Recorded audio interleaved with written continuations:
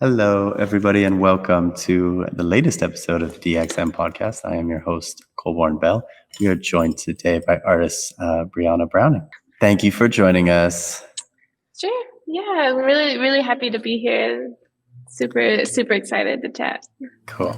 We're going to start where we always start, and that is to just give you the space to talk a little bit about yourself, anything you want to share, and how you got to be here today. Sure. So I have had a bit of a circuitous path to where I am in terms of my art practice now. I started out in architecture, so I studied architecture and landscape architecture, and a lot of my work then was focused on speculations and thinking about urban futures. I was really into like digital and physical enmeshment through fabrication. So I did a lot of kind of various scales of work during that time, and I eventually moved to LA and was working at a small design practice here for quite a few years. And then after that, I kind of realized that the architecture practice wasn't where I felt comfortable anymore, and I went back and got a postgrad degree with Liam Young in fiction and entertainment. And I started to think more about world building and deeper into the like science-based storytelling, and I really used that time when I was studying to build a new direction for my creative practice, moving towards media art, creative direction, and kind of like an umbrella of just basically I'm really just want to make whatever I feel like all the time, and that was kind of the format that seemed to fit that the best. And so now I'm practicing as an artist. I'm doing creative direction. I'm teaching at SciArc with Lucy McCrae, who's a really amazing friend and artist. And I'm really excited to be kind of continuing my interests about the misuse of technological tools and the overlaps between the digital and the physical. Let's go right into that. Well, first, I want to note how incredible it is the number of architects I come across. I guess these are just like big systems thinkers that are multidisciplinary and kind of attracted to perhaps maybe the speed of the space and their ability to design and create and implement in digital spaces as opposed to physical spaces. Maybe we start there. I think also having, even though I don't never intend to practice as an architect anymore, I think that the skills that you learn in the architectural education are really super valuable, very broad. I personally was interested in like the digital side from an early point, like maybe my second year of undergrad. And I started getting deep into like parametric modeling. I was in Rhino Grasshopper like from day one, basically. So I would, even though I have a strong foundation in like hand drafting, I kind of started with the old school guys and like the traditional Bauhaus methodology. I pretty quickly transitioned into the digital realm, and I would say that a lot of the 3D work especially is very native. And I think a lot of architects find that that is the case, that it's a seamless transition into various forms of creative practice out of architecture because of the really broad skills and the way of thinking. So let's dive into this last point that you brought up before about the use and misuse of tech in an art practice, and kind of the how it relates to both digital and physical. Yeah, so I've kind of thought of this term skill collector that relates back to my architecture background, the way I've been working for quite some time. But I really enjoy the process of learning new tech, new skills, just figuring out how stuff works. And I think that the misuse of technology in my practice is really a kind of foundational aspect to all of the different ways that I work. And that includes like in image making, in 3D or sculptural stuff, physical or digital. And I think that the misuse of the tools is something that brings me a lot of joy. I like to kind of see what happens when finding those little surprises, the pieces of the process or of the modeling methodology that maybe are just kind of usually cast aside. I like to kind of scavenge those pieces and then build new workflows around those little gems that maybe would just get overlooked otherwise. There's something about it. There's something about like the glitch or the error in something that is kind of like meant to be automated, or like a process that is so fascinating when people begin to pull it out, like extrapolate it and build upon it. I always appreciate that. Maybe you could just kind of tie some of that into how it relates practically to your work, or instances where this has happened. Yeah, totally. I mean, I think, well, I just want to maybe note one other thing. So this way of thinking and working really started, I think, when I was a child. My dad has this massive workshop. He's always building things. And I kind of have had this mentality of like, let's see what happens from early on. And I think that carrying that all the way through into the digital space and then into the work specifically, it really feels so intuitive that I just I think it just becomes part of all of my projects, actually. But for a specific example, so the images like these here that I have on the wall come from my Soft Ground series. These images specifically are generated based on photogrammetry scans.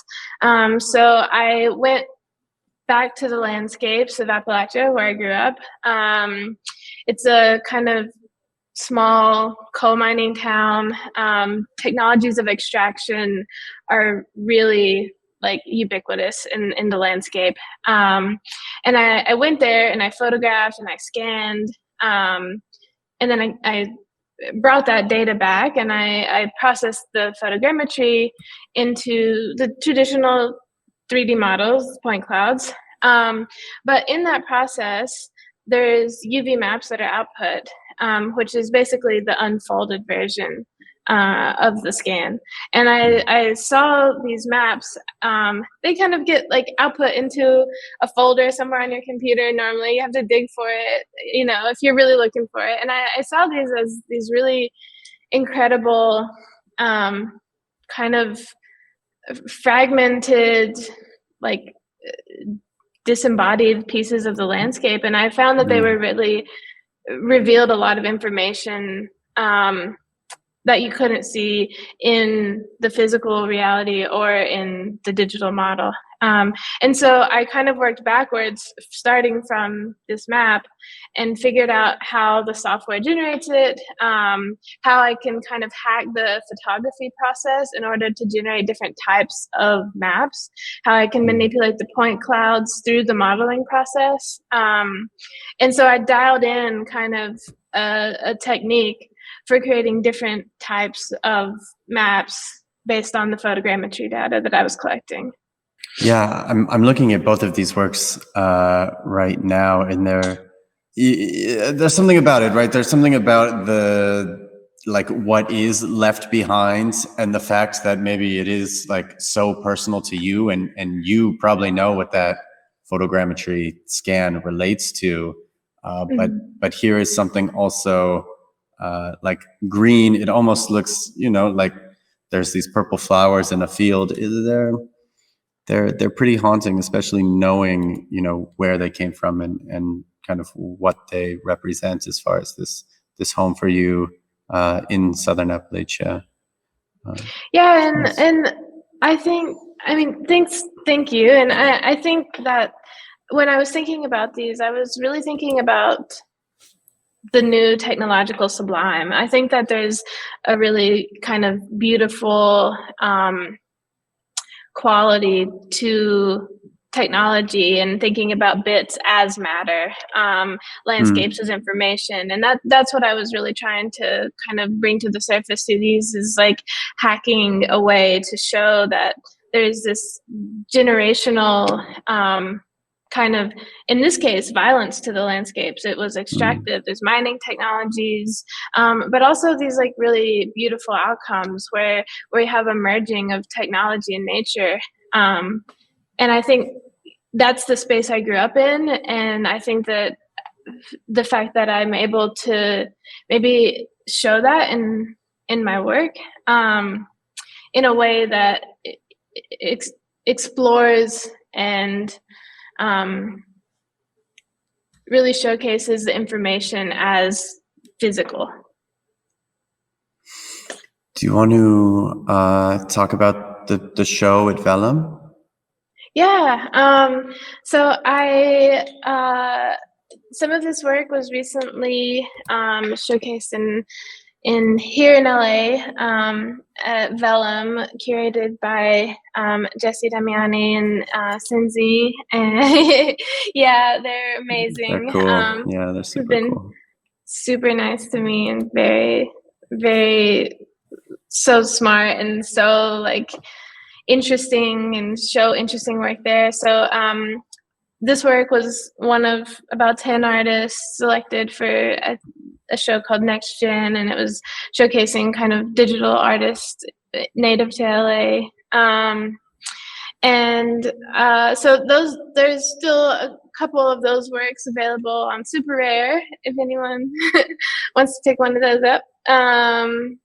Yeah, it was a really great opportunity, and other amazing artists. You had just recently talked to Connie. She had some work in the show. A really great cohort, I think, and I was very lucky to have been shown in that context with a really amazing artist. Was Connie also an architect?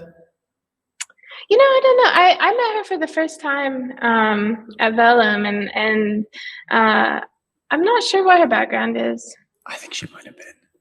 Yeah, and there's a lot of us. Yeah. I was on a call with an artist duo today, Entangled Others, where he was an architect as well. I don't know, it just keeps coming up. Yeah.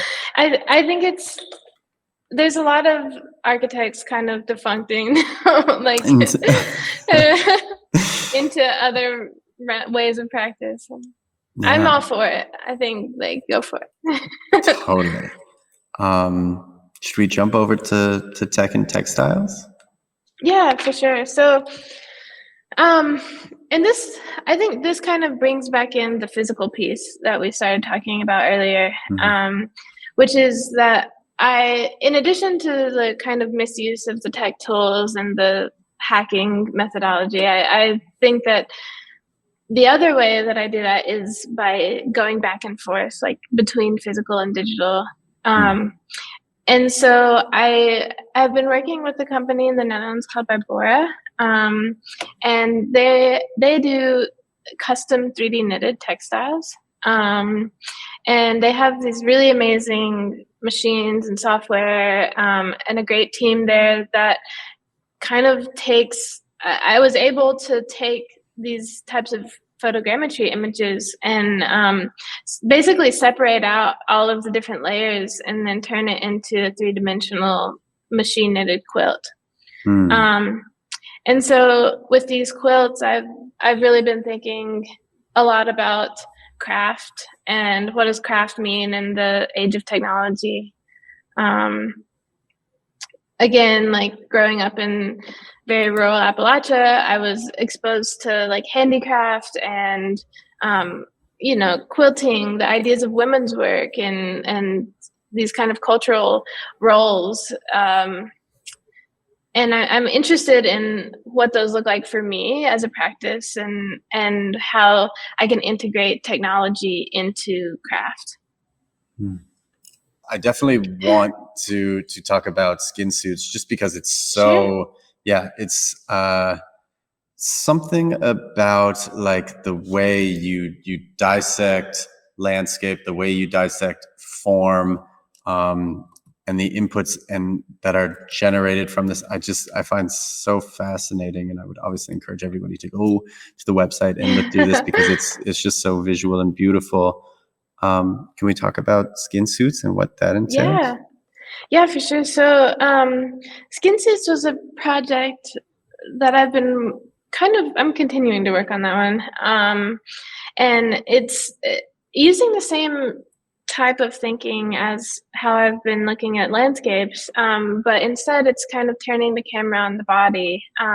So all of the skin suit series are self-portraits, and so I've set up miscellaneous items and tripods, and I'm 3D scanning myself in all of those, using photogrammetry in the same way, to basically unwrap and unfold what is essentially a skin.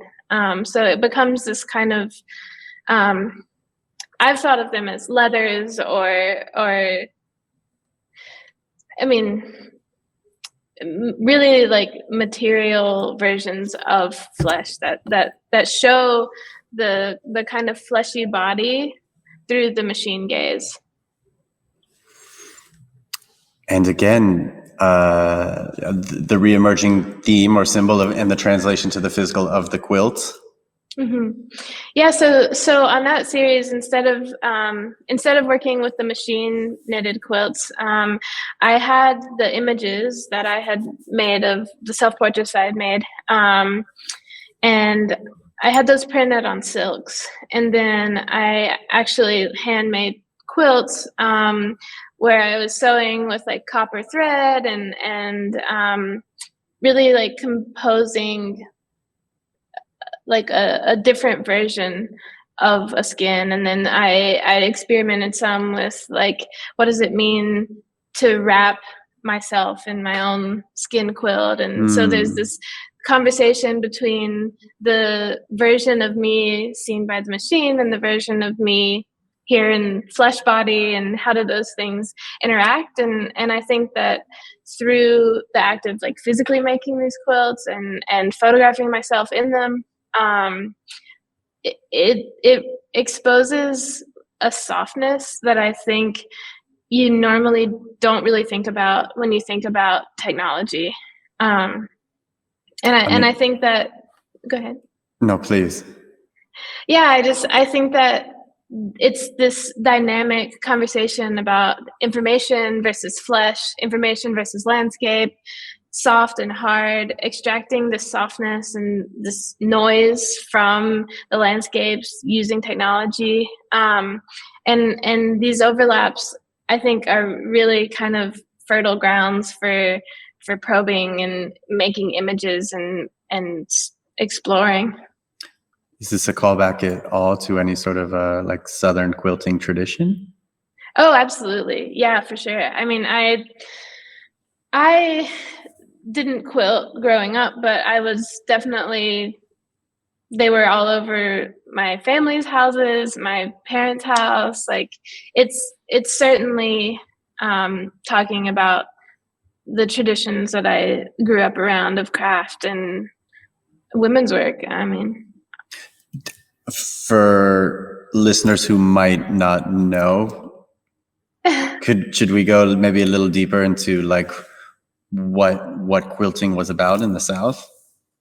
Yeah, I mean, so. Well, and not just the South. I think it's probably kind of just an American tradition. Yeah.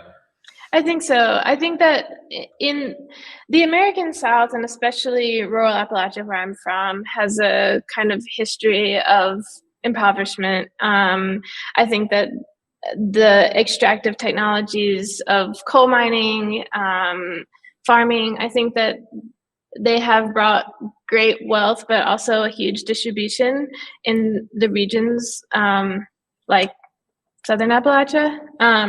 And so I think that over time that, there's been roles that women have had in the family structure, in the community structure, and a lot of those roles have included things like making clothes, making quilts, just, I mean, out of practicality first, but then I think the fact that and it's not just women, I'm sure there's other people who were making them, but it was mostly the women and children who were making these objects that were very utilitarian, but I think also became quite beautiful over time. And the techniques are things that I've practiced and like learned how to do it the traditional way. And then in my work, I tend to kind of unpack that, and I don't quilt together traditional squares. Instead, I'm drawing with my sewing machine, basically. And these are places of, where obviously women would congregate, they would tell stories, they would, it was a community place. Yeah. Yeah. And there was quilting circles, which were the place for, as you said, gathering.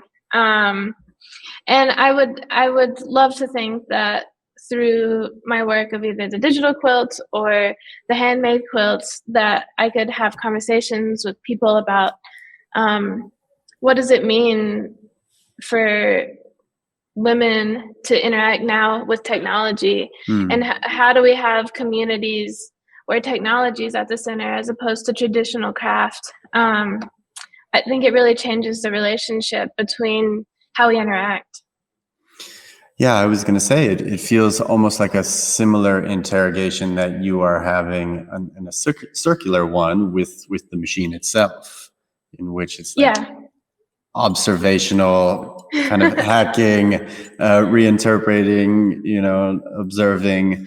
I find that fascinating in a way that I don't particularly understand yet.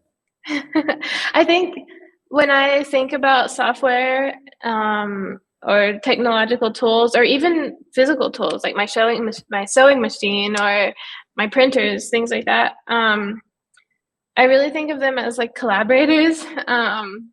And I try to come to it from a place that's like, what can these things offer me?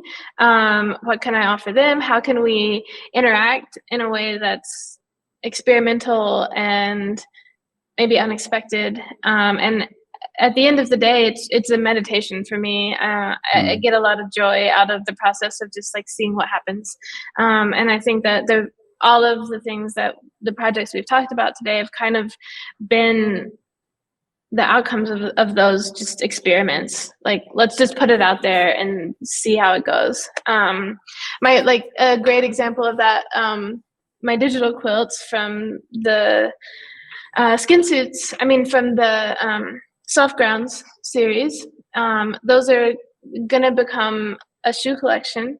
Cool. I'm working with Bybora and Community Made, who are here just down the street from my studio, and those will be releasing this month. And so in addition to the collection, I'm also getting to design like a fashion film with a great group of friends, and I'm experimenting with like physical sets, and it's really the projects kind of, they just snowball, and I think that's what happens when you approach it with a experimental attitude.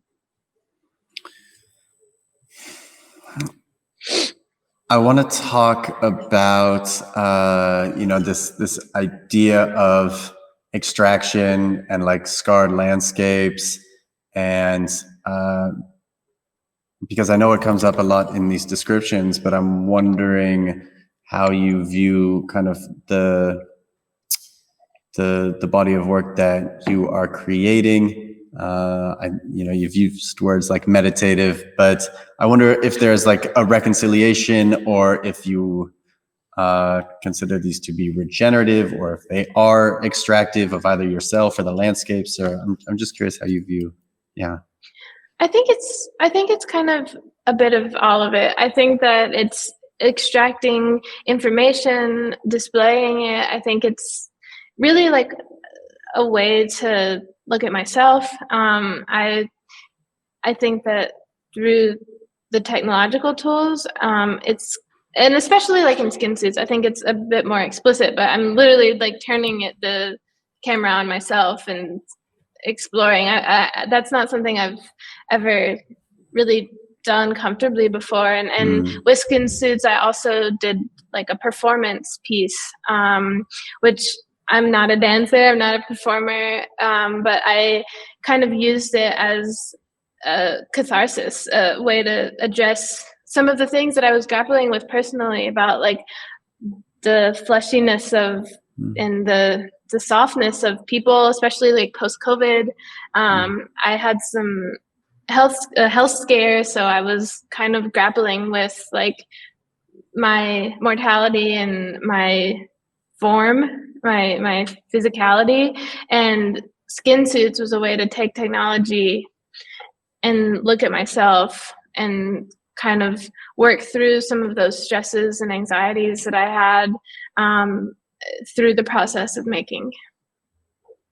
I find these skin suit maps to be incredible. Thanks so much. Yeah, I find them to be like remarkably beautiful. I haven't seen work like this. It actually brings me back to like Robbie Barad's like early AI nudes. Maybe, I don't know how much you want to share about like the process, or if you can even begin to describe the process of creating these, but it's just that beautiful like inner relationship between human and machine, and they really shine. I really like these. Thanks. Yeah, I mean, I think that I was looking at images from people like Thomas Ruff. He has a series where they're kind of like blurred nudes that were from internet searches, basically. I mean, and for the Soft Ground series, I was looking at people like Andreas Gursky and more like in the photographic tradition, actually, is where I've kind of been situating the work in my mind a bit. I mean, Cindy Sherman, Marilyn Minter, like the kind of iconic women, huge inspirations. But I think that for me, the Skin Suits project, the process was quite intimate, you know, and it was, some of them were shot actually in a robot house. So I set up my cameras like on the robots. I scanned myself. Some of them were just very low res, like holding my phone and taking a bunch of pictures, you know, and then putting those into my software and seeing what kind of things come out. And I think what's really interesting is that the machine and the software, they really don't see flesh very clearly. There's a lot of like misreading there. When you put in information from the landscape, like on a technical level, the data is like very complete, and there's tons of points. It's easily recognizable as like, this is one-to-one. We can understand what this is. But often when you scan bodies, it's all over the place. You have no idea. It's unrecognizable. And I think that if it wasn't for the coloration of the flesh, which I think through the traditions of like even painting, fleshiness, I think is really difficult to achieve in like such a flat way. And I found that was like really interesting, was that the software couldn't interpolate the form of the body, but through the actual image, because the maps are made from the actual images, the flesh coloration was still totally intact. So I think that that's what allows you to get an understanding that this is body, this is a deconstructed and unwrapped, skinned body. And I tried to also make sure that I use techniques where there would be little indicators, like scanning higher resolution around like an ear or a nose or a nipple or whatever it was, so that you could see the little kind of breadcrumbs and they put together what it was. Yeah, where you're so used to, as you say, like the softness of flesh, right? And these are so angular; they're very sharp. It's I don't know. I'm obsessed. Yeah, I think Yeah. that the cultivating softness through digital tools is something that I would like to explore in other ways. I think that there's not a lot of precedent of achieving like the feeling of softness through these really hard tools. Maybe we can look at that from like we can zoom out a little bit, and because I find also crypto to be a very hard, unforgiving tool. Yeah. Right? I find a lot of technology to be very just like hard, unforgiving tools. And maybe that was part of my own journey in all of this as well, is like wanting to transition out of that and into some sort of softness. Do you feel, I feel that there's a deep importance for like technological softness and trying to reinterpret these things in softer, kinder, gentler, nicer ways for us as humans. Does any of that mean anything to you? I think that if we think about kind of what's happened in the world in the past couple of years, most people who I personally know are definitely craving comfort and craving safety and softness. And I think that our digital tools aren't really providing those things. And whether that means that it's about how we use them, how we interact with them on like an interface level, or if it means like how we're seeing images and representation digitally. I think there's a lot of space there to explore like what comfort and softness in digital space could feel like and look like, because I 100% agree. I mean, when I was working on the Vellum works with that I was minting on Super Rare, that was my first experience minting NFTs. I have kind of eased into it a bit. I'm interested in finding ways where the physical and the digital can interact with the blockchain. But for this series, they were just images. And I found the whole process to be, like, as someone who's very technologically inept, I found it to be very complicated and like not user-friendly, very abrasive. And it's not just processes like that, but it's interfaces and the way we see tools. And I think I would love to imagine other ways that we could interface that are maybe more comfortable or just feel different, really. Yeah, I wonder. Yeah. So much of this is really fascinating to me because I think about it all the time. Even just like the exactly is like very, very hard. If there were ways to like communicate more with your body that were more, because all of like this hunched over typing. Oh, it's so bad for you. It's so bad, and it's so far from like what we are. So I always envisioned like more active like digital spaces where you weren't. I don't know, so much of it feels like we have become slaves to the machine instead of it like actually working and being for us. Exactly. And that's what I think that in a lot of my process, that's kind of what I'm trying to facilitate, is a conversation as opposed to me being subservient to my tech. And I mean, even if we look at like what our computers look like you said, the keys, but I have sitting right here, my desktop is this like huge gamer, like flashing, like why it doesn't have to look like that. Yeah. I think that even in the hardware, it's harsh, and What would it look like if it had a koozie? Or like I was thinking of like Mm. crocheting a little sweater for my desktop. What? Like That would be super cute. You should make a little quilt. Yeah. yeah, a little quilt. It's silly, but I think that it would make me feel better to come and sit at my desk and see my computer have a sweater on. Yeah, yeah, it would. It would.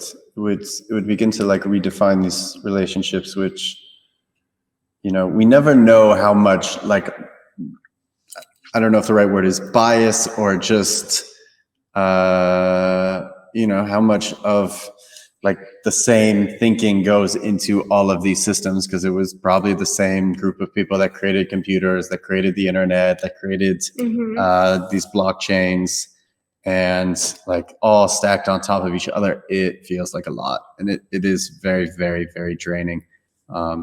So it's exciting when people just kind of come along and begin to like question I think it's and just like upset poke it. at it, you know? Like, Yeah. Like why it doesn't have to be this way. Yeah. And obviously good art does that. So that's cool. What else? What about just like how do you envision like digital spaces of the metaverse to create these environments? Because, you know, I try to create like inspired spaces, but we still deal very much in like angular geometries, and Totally.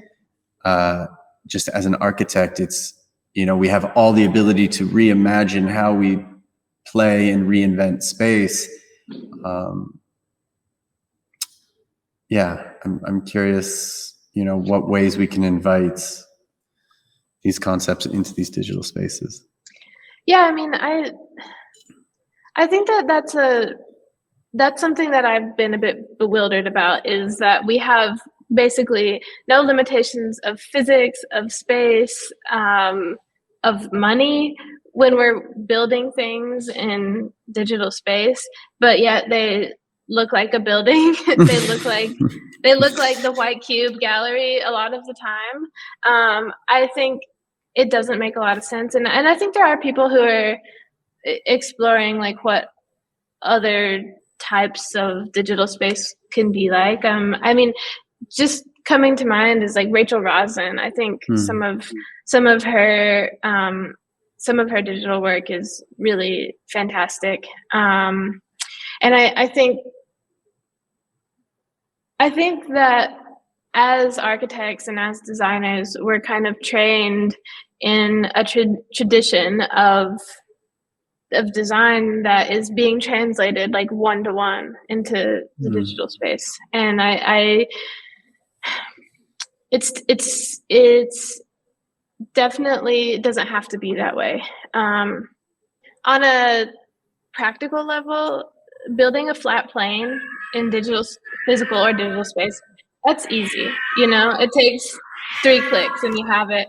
But building something like a more complex space that's soft and doesn't feel like what we're used to, that takes development and time and more sophisticated use of the technological tools, because they're geared, a lot of the tools are geared towards the physical world. That's what they've been used for. And now that we have this new space opening up where we can design for whatever we want, then I think that the tools can also start to transition towards working on that. I mean, for example, in my Skin Suit series, the performance was a real-time motion capture using game engine and physics simulation for fabric. So I was simulating the quilt's movement as I moved based on sensors. And